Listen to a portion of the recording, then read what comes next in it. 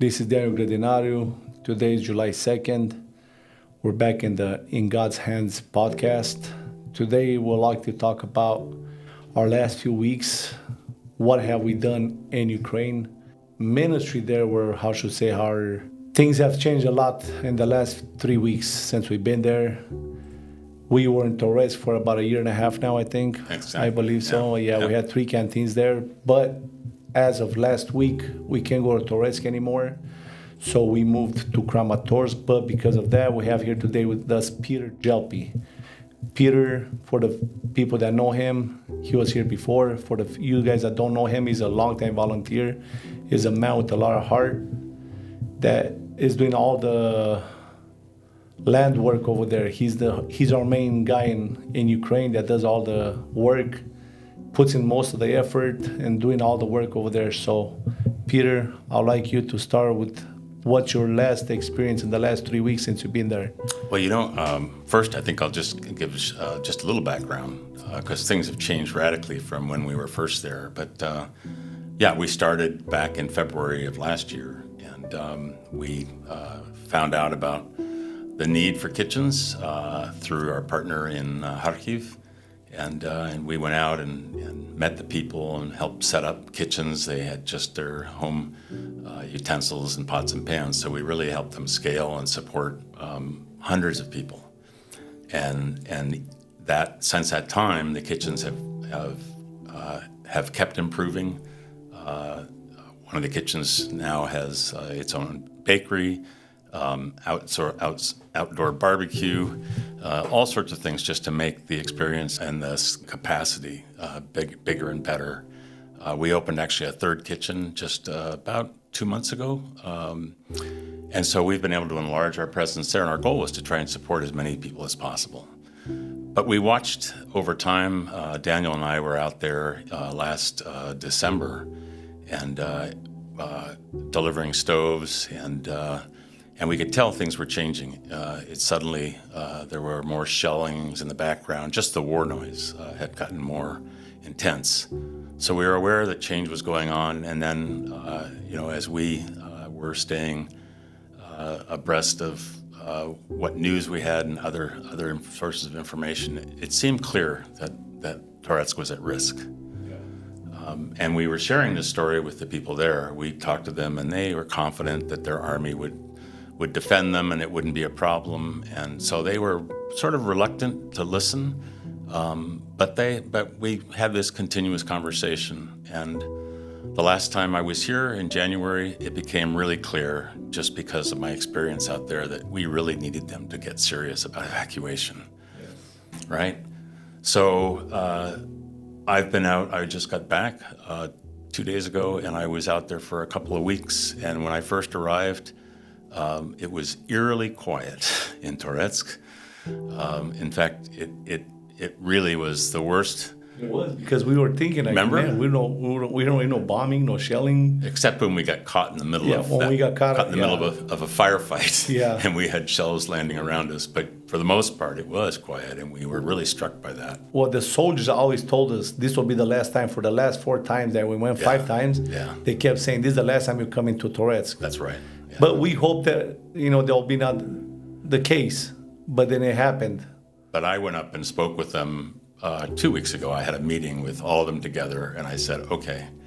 I said, you really need to get serious. I said, when evacuations happen, which I believe they will, your people can't be thinking that we're going to take their whole household of goods. They're going to have 2 bags with the most essential things they need and be ready, because we're not going to go chasing around the city to find them.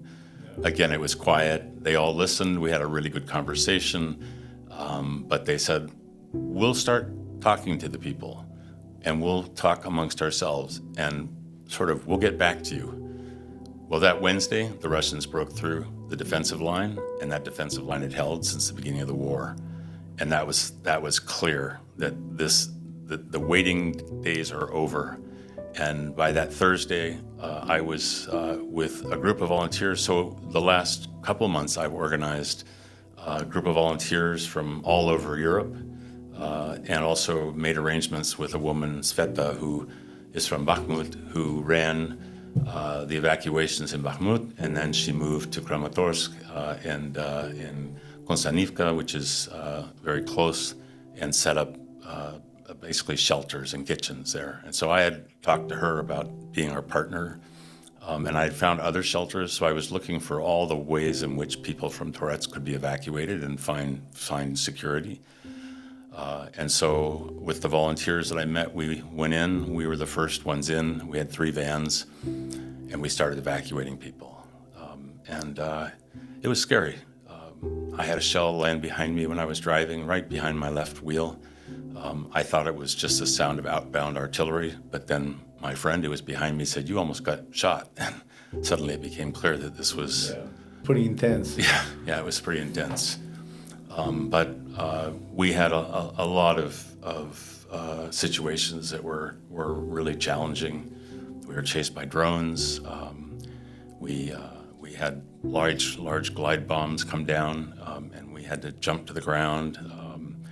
There were dead people in the streets, so by the 3rd trip there were people getting killed. So it was, and it still is. It's horrible there now. It's just horrible. The city has been much like Bakhmut and Avdiivka. These bombs destroy whole city blocks. So all of what we knew is gone. Our kitchen, one of our kitchens has been hit. One of the lead partners, Victor, his house was blown up. But we got all the kitchen people out. So in the 3 days, the beginning of the evacuations, we got everybody out that we know. But of course, all the people that ate in those kitchens are still being evacuated. So the shift now, so we have even a greater need for support. From all of you that have helped us in the past, the need is just as strong as ever. These people have lost everything. They would be, when we came to pick them up, they'd be on their knees crying in front of their houses because they knew this was the end of a life they knew. They won't be able to go back. These people, they didn't want to leave because they didn't have nowhere to go. So when you went to pick them up, to them was hard. You know, some people went to take a bunch of stuff with them and said, "No, you can't take it. You just only take personal items, documents, and some clothes, that's it." And, you know, and I got to respect them, you know, and that's the reason I like to help Ukraine, because the people are so patriots. They believe in their country. They believe in their soldiers. They believe that, you know, that God will prevail. And I hope that that's our hope, you know, that God will prevail in this war, and then Ukraine will get their land back. And getting all of their pets, you know, the most important things were their cats with their dogs, and one cat got away and it was up on this top of this post. And here we are with shells landing all around. This woman's crying, and we have to get the cat because she wouldn't have left without the cat. And you think Well, their kids are gone. The only thing they have is their cat and their dog, their companion. Yeah. So it was... You know, in the beginning of the war, I was thinking, man, why these people always come with their dogs and cats? But, you know, that's all they have left. That's all they have left. Their husbands are at war. Yeah. They get killed. Yeah, no. And the only thing they got, you know, their kids are taken to camps, you know, the youth camps. And yeah, no, it was the things they carried with them was, the things that they held dearly.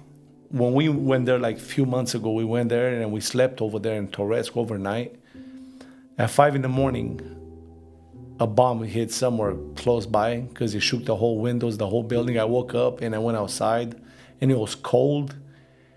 And I gotta admit, from 5 a.m. until 3 a.m. when we left, I tried to count. There was over 100 explosions happened in Torets, around Torets. I mean, we could hear it.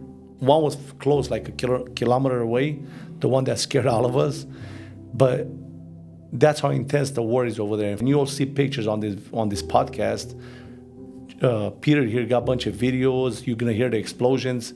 We're not talking stories. We're talking about a real life situation. That's what I'm saying. People that are listening to this podcast, make sure that you don't listen to the fake news and all these people that want to brainwash people that the war is not real. Because I'm telling you this because people tell me this, that the war is not real. Well, we're there and the war is very real. We're supporting evacuation. There are probably a couple hundred people left in the city. New York, which is just south, we were focused on, and those are the people that we brought stoves to last winter. That town you can't get in, even as a volunteer evacuating, because the battle's happening on the streets. But we're moving them to these shelters. The shelters are temporary, but from there, Sveta is finding them permanent locations. So these people will be finding permanent locations in Ukraine. And we'll be supporting the evacuations. We're supporting the fuel for the cars, maintenance and repairs, the food for the kitchen, clothing, pretty much everything it takes besides the work, which is volunteer work, to support this. So we really need your help with this. And it's really clear, at least my perspective, and I think many that are out there in the front lines, that this war will move west. So it won't end with Donetsk. Konstantinivka, Pokrovsk, Chasiv Yar. The Russians are making steady progress. And as Daniel was saying, don't believe what you hear on the internet. Right now, Ukraine is at risk. And there will be it felt very much like the beginning of the war, where you see just carloads of people heading west from the front line. 2 days ago, we came in on Saturday. We came in, and the line was so big at the border. Yeah, it was huge. And all the cars were from Zaporizhia, Donetsk, from the region. The license plate numbers, they're all from there. Like the early days of the war. They attacked the Dnipro while we were there on the way to the Dnipro. They got attacked the same day, the 9th floor of a building. Yeah. Yeah. So we are really grateful for the support you've provided, and we really look to that to keep this going for Ukraine. These people need this more than ever. They've been suffering for years. We really need to be there for them till the end. The most expensive thing out of all this is the diesel, the car repairs. The food, it is, but it's expensive because these people don't have nowhere to get their sources from. So for the people in America, the people in Europe, the only thing you can do is one meal out of a day. A McDonald's meal, if you stop and put it away for these people, it's a very big, it's a big thing for them. You know, for us, it's a normal thing. If I was in charge of this country, I would give everything I have to keep the war there, not to come towards us. Because the war is coming. If they pass the Dnipro, then the war's over. Europe will be next. And people don't understand that. You know, people just don't understand that. We have to keep the war there. Now, don't let it come closer. Thank you, everyone. Thank you for supporting In God's Hand. Thank you for supporting us. Me personally, I like to thank Peter Gelpi the most. He has the heart. I'm telling you, I couldn't go. I mean, I would go if I have to, but to go to rescue people from the towns where they've been attacked and shooting on the streets, it's intense. For me, I have four little children. He has 2 sons. I mean, we all have families, but to be there and to hear what's going on, I'm telling you, not a lot of people can do it. Peter did it. But I think this will be his last trip evacuating people. Probably, yeah. Yeah. Was the bombing, the shelling was too much this time around. So he has 2 kids at home. He has a wife, you know. So I understand everyone. So people, don't forget my dog. Oh, and your dog. Yeah. Thank you, everyone, and please don't forget to help with whatever you can. Yeah. Thanks. Yeah. Thanks everyone. God bless.